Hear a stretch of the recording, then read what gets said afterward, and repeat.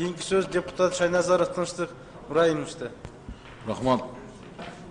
Сапар Жумакадырович, сиз бая айтып кеттиңиз, энергетикада адистер иштеш керек деп, туурабы?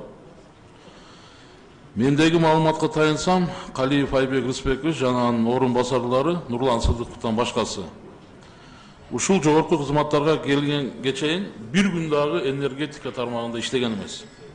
Козубаев деген орун басары Кока-Колада иштеген экен.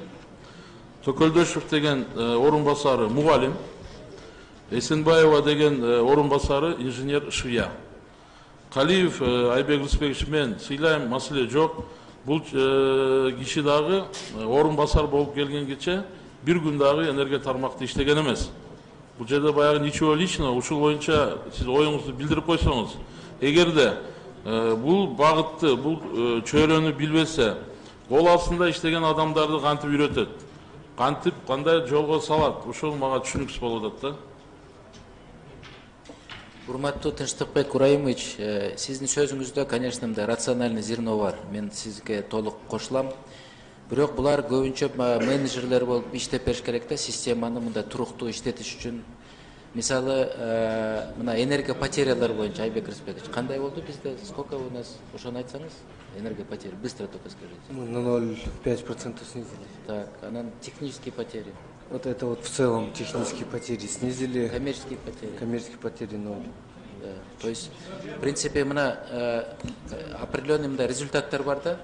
Бирок мына сиз айтып атасыз, ошол эле Козубаев. Ал жигитти мен ачык айтайын, өзүм рекомендация кылып, в свое время рекомендовать эткем. Ал деген дүйнө жүзүндө Coca-Cola'нын эң мыкты менеджер болуп чыккан, биздин гражданин. Биздин жараныбыз да. Дүйнө жүзүндө эң мыкты менеджер болуп. Анан бизге келип, мына ушу системага иштеп атат. Бул баякы акча үчүн, зарплата үчүн келип иштеген жок.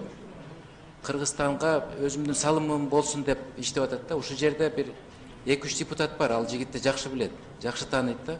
Бул абдан патриот бала. Бирок мен ойлоп атам, ошо замдардын бирөө абдан мындай тажрыйбалуу, кыйын энергетик болуш керек да. Мен сизге толук кошулам. Бул маселени биз оңдойбуз. Туура, эгерде иштесе маселе жок, эми бирок мисалы Сапар Жумакадырович, мен тергөөчүмүн да, эгерде мени энергетика тармагына барып иште десе, мен барбайт элем да. Өзүмдү да кыйнабайын, элди да кыйнабайын депчи. Анан баягы немеде 24 кежиде окуп калдым, сиз айтып калдыңыз. Биздин мына шаардыктар до арыз менен сотко кайрылбайт деген үмүт бар деп, туурабы? Мен антип айткан эмесмин.